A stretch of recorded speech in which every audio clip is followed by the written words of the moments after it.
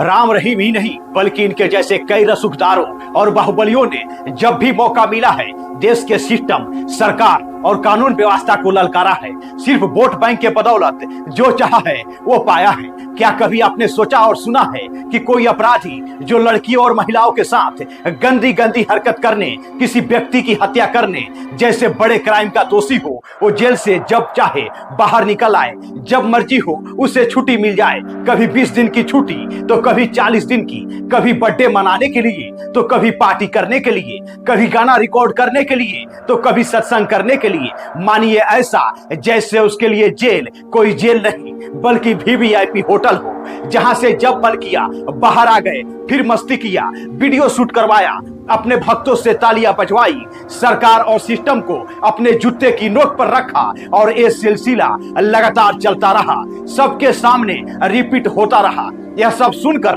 भरोसा होगा? हमें लगता है पहली नजर में शायद आपको नहीं होगा, लेकिन आपको बताते हुए काफी दुख हो रहा है कि राम रहीम के केस में यही सब हो रहा है। वो व्यक्ति जिस पर फिल्मकारों ने वेब सीरीज बनाकर दुनिया को सच दिखाया कि देख लीजिए और सतर्क हो जाइए, क्योंकि ऐसे भी फर्जीवाड़ा होता है। भक्ति के नाम पर वो आदमी जिसके ऊपर सजा तय हो गई हो, वो आज भी आराम की जिंदगी जी रहा है और यह बता रहा है कि हम उस देश में रहते हैं जहां पर प्रशासन और भारतीय कानून दो तरह से काम करता है, अमीरों के लिए अलग और गरीबों के लिए अलग। इस देश में आम और गरीब लोगों के लिए ही जेल तो जेल ही होती है साहब, जहां उसके लिए सजा होती है बंद दीवारों और सलाखों के पीछे की जिंदगी डर और तकलीफों से भरी होती है। जबकि वही राम रहीम जैसे रसूखदारों के लिए जेल मानो एक 5 स्टार होटल होता है, जहां वीवीआईपी व्यवस्था से बाहर निकलकर वो वापस भगवान बनने का नाटक और दिखावा करता है, जो कि हमें सर्व से शर्मसार करता है। क्योंकि जो कुछ भी हो रहा है यह हमारे देश के सिस्टम का वो चेहरा है जो बताता है कि कानून सिर्फ गरीब और आम लोगों पर ही सख्त होता है और रसूखदार अमीरों के सामने हमारे देश की सरकारें, हमारे देश का सिस्टम और हमारे देश की न्यायिक व्यवस्था पूरी तरह से घुटने टेक देती है। दरअसल में राम रहीम को 20 साल की सजा सुनाई गई थी। हालांकि उसके अपराध के तहत वह सजा कम थी। जिस तरह से उसका अपराध साबित हुआ था उसके हिसाब से सजा की अवधि अधिक होनी चाहिए थी। बहरहाल इसके बावजूद हर कुछ महीनों पर जिस तरह से पैरोल से बाहर निकलकर राम रहीम अपना प्रवचन और झूठा ज्ञान देता है, प्रशासन जिस तरह से उस आदमी के कदमों में झुका पड़ा रहता है, मानो कि सारी सिस्टम उसके आदेशों से ही चलता है। इन सभी स्थितियों को देखकर सवाल यह उठता है कि क्या हमारे देश में सजा या बेल हैसियत देखकर ही दी जाती है? क्या न्याय का मतलब सिर्फ गरीबों को परेशान करना और तकलीफें देना है और अमीरों के लिए जेल भी खुशी का ठिकाना है? अगर एक बलात्कारी खुलेआम धर्म का ठेकेदार बनकर जेल से बाहर निकलता है, लाखों में भीड़ जुटाता है, तो उस भीड़ से लेकर भारत की न्यायिक व्यवस्था, प्रशासनिक व्यवस्था और राजनीतिक व्यवस्था पर सवाल उठता है, क्योंकि यह पूरे सरकारी तंत्र का मजाक सा बन गया है। इसलिए लाखों लोग चाहते हैं कि इस राम रहीम पर बात की जाए, बताया जाए कि कैसे अमीरों के लिए पैरोल के नाम पर नंगा नाच चल रहा है। इस पूरी कहानी को समझने के लिए अब हम थोड़ा सा पीछे चलते हैं। साल 2017 में जब गुरमीत राम रहीम को 2 साधुओं के साथ बलात्कार और एक जर्नलिस्ट की हत्या के मामले में 20 साल की सजा सुनाई गई, तो उस समय पूरे देश के लोगों को यह लगा कि हाँ सच में अब पीड़ितों को इंसाफ मिल गया है। लेकिन असली चेहरा तब सामने आया जब पैरोल नाम का राजनीतिक खेल की शुरुआत हुई। बहरहाल इन 5 वर्षों के बीच में राम रहीम को 14 बार जेल से पैरोल मिली, यानी कि हर साल राम रहीम 90 दिन से ज्यादा जेल से बाहर मस्ती किया है। आंकड़ों को देखने के बाद यह समझ आता है कि सजा काट रहा एक बलात्कारी और हत्यारा हर चौथे दिन जेल से बाहर आ जाता है। यह सब देखकर अफसोस होता है कि लानत है ऐसी सिस्टम पर जिस सिस्टम के जरिए अंदर बाहर का खेल चल रहा होता है। हनीप्रीत एक ऐसा नाम जिसके कहानी आपने खूब सारे सुने होंगे। इनकी भी भूमिका काफी बढ़ चढ़ कर रही है। पैरोल के नाम पर बाहर आते ही राम रहीम भक्तों के बीच एक राजा की तरह विराजेगा, प्रवचन और झूठा ज्ञान देगा और उसके समर्थक खूब तालियां पीटेंगे और पीटते भी हैं। ये सब होते हुए सरकार कुछ भी नहीं कर पाती है। सरकार, सिस्टम और न्यायिक व्यवस्था सब देखती रहती है। बहरहाल सवाल यह उठता है कि क्या यही न्याय है या फिर सत्ता का चल रहा धंधा? यह सजा है या फिर मजा? एक तरफ एक बलात्कारी सजा काटते हुए अपनी जिंदगी को पैरोल के नाम पर मस्ती से जी रहा है। राम रहीम एक ऐसा नाम जिसने हमारी न्यायिक व्यवस्था के मुंह पर एक तमाचा मारा है, जिसका चरित्र चीख चीख कर कहता है कि अगर तुम्हारे पास लाखों की भीड़ है, रसूख है, राजनीतिक पहचान और मजबूत गठजोड़ है, तो फिर जेल में भी तुम ऐश की जिंदगी जी सकते हो और जब मन तब बाहर आ सकते हो। हालांकि राम रहीम की कहानी सिर्फ पैरोल की नहीं बल्कि पूरे सिस्टम की नाकामी का पहचान है, जो यह दिखा रहा है कि इंसाफ और न्याय को अपने पहचान के बदौलत खरीदा जा सकता है। क्या हमारे देश में अमीरों के लिए सजा सिर्फ दिखावे की चीज बन चुकी है?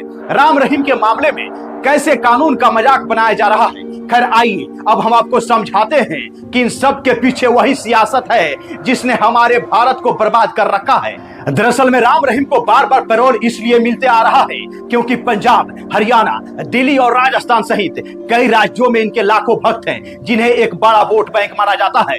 कहा जाता है कि बाबा का जिधर इशारा होता है उधर ही भक्तों का लाखों वोट ट्रांसफर होता है। हर बार पैरोल के पीछे कोई ना कोई बहाना होता है, लेकिन सच्चाई यह है कि यह फायदे अक्सर इलेक्शन के आसपास लिए जाते हैं। दरअसल में यह सहयोग नहीं बल्कि सत्ता और वोट की सियासत का एक गठजोड़ है। राम रहीम का प्रभाव का ही कारण है कि सरकार और प्रशासन नतमस्तक होते रहती है। जब मर्जी जेल से बाहर आना, सत्संग करना, अपने फॉलोअर्स को ज्ञान देना, जबकि इससे पीछे की असली कहानी यही है कि राम रहीम नेताओं के लिए वोट बटोरने का एक हथियार बन चुका है। धर्म के नाम पर चल रहे कहानी को सुनकर अफसोस होता है, जो काफी शर्मनाक है, लेकिन हमारे देश का यही घिनौना सच है जिसे सबको स्वीकार करना होगा। इस देश में गरीबों के लिए जेल मौत के बराबर होता है। आम आदमी को छोटे मोटे अपराधों में भी सालों तक सलाखों के पीछे रहना पड़ता है। जमानत के लिए न तो पैसा होता है, न ही बढ़िया वकील मिल पाता है। जब कोई भी व्यक्ति जेल से बाहर आता है तो समाज उसे हीन भावना की नजर से देखता है, जबकि राम रहीम जैसे लोग जेल में रहते हुए भी भगवान बने हुए हैं। लेकिन क्या वाकई सभी कैदियों को इतनी बार आसानी से पैरोल मिलती है? तो इसका जवाब है नहीं। यह सुविधा सिर्फ अमीर और राजनीतिक पहचान वालों के लिए है। राम रहीम के अपराध भी कोई छोटे मोटे नहीं हैं। 2 साधुओं का बलात्कार किया था, पत्रकार की हत्या की थी, डेरा मैनेजर रंजीत सिंह की हत्या में सजा काट रहा है। यह अपराध इतने गंभीर है कि कई लोग कहते हैं कि उसे तो फांसी की सजा मिलनी चाहिए थी। राम रहीम के केस में भारत की न्याय व्यवस्था पर पूरी तरह से सवाल उठने लगता है। एक तरफ एक आम आदमी को छोटी सी चोरी या झगड़े के लिए सालों साल जेल में बदतर स्थिति में रखा जाता है। जमानत के लिए उसके परिजन भटकते रहते हैं, लेकिन जमानत नहीं मिल पाता है। वहीं दूसरी तरफ राम रहीम जैसे लोग जिनके पास अपराधों की लंबी सूची पड़ी है, उनके लिए जेल और प्रशासनिक व्यवस्था मजाक से कोई कम नहीं है। यह अंतर सिर्फ हमारे देश के कानून का नहीं बल्कि नैतिकता और न्याय का भी है। अदालत सजा सुनाती है, लेकिन सजा को लागू करना कानून और प्रशासन का काम होता है। राम रहीम ही नहीं बल्कि कई ऐसे नाम हैं जिनको जेल से बाहर निकालने के लिए, उनकी सजा को खत्म करने के लिए कानून में परिवर्तन तक कर दिया जाता है। बिहार के बाहुबली कहे जाने वाले आनंद मोहन का भी एक ऐसा ही नाम है। यही सरकारें हैं जो वोट बैंक के लालच में अपराधियों को छुट्टी बांटती है और जेल से हमेशा के लिए बाहर निकलवा देती है। भले ही कानून में संशोधन क्यों न करना पड़ जाए, कर भी दी जाती है। बाहुबली, आनंद मोहन और राम रहीम का केस इस बात का जीता जागता सबूत है कि हमारे देश में सजा अपराध देकर नहीं बल्कि अवकाश देकर दी जाती है, जो काफी अफसोसजनक के साथ दुर्भाग्यपूर्ण नजर आती है। यह सब देखकर लगता है कि भारत की न्यायिक व्यवस्था का यही तो घिनौना सच है। बदनाम हो रही यही सिस्टम है जो गरीबों को इंसाफ के नाम पर उम्मीद देते रहता है और अमीरों को इसका लाभ देते रहता है। हमारे देश की यही वह सिस्टम है जो गरीबों के लिए तारीख पर तारीख देता है, लेकिन रसूख और राजनीतिक पहचान वाले हत्यारों और बलात्कारियों को वीवीआईपी सेवा देता है। सजा काट रहे रसूखदारों को जब मर्जी होती है तब पैरोल के नाम पर छुट्टियां मिल जाती है। वही बिना पैसे और बिना पहचान वाला व्यक्ति जेल से बाहर आने के लिए सोचते सोचते पूरी जिंदगी सलाखों के पीछे ही बिता देता है, लेकिन वह जेल से बाहर नहीं आ पाता है। सवाल यही उठता है कि क्या यही वो इंसाफ है जिसकी दुहाई हर मंच से राजनीतिक लोग देते रहते हैं? राम रहीम और आनंद मोहन जैसे कई लोग इस बात के जिंदा सबूत है कि भारत की कानून की किताबें सिर्फ गरीबों के लिए ही हैं। हमारे देश में असली खेल तो वोट बैंक का है, राजनीति का है। इससे तो यही साबित हो रहा है कि अगर आपके पीछे हजारों और लाखों की भीड़ है तो तो फिर आपका कोई कुछ नहीं बिगाड़ सकता है। कई ऐसे बाहुबली हुए हैं जो हमारे सिस्टम की लाश पर खड़ा होकर जेल के दीवारों से पूरी इज्जत के साथ बाहर आए हैं।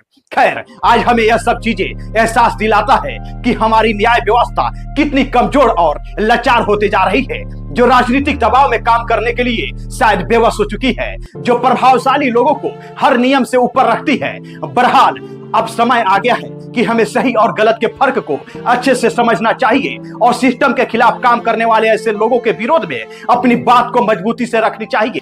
किसी को भी अपना भगवान और आदर्श मानने से पहले हमें उसकी चरित्र और व्यक्तित्व के बारे में जरूर मंथन करना चाहिए। जय हिंद।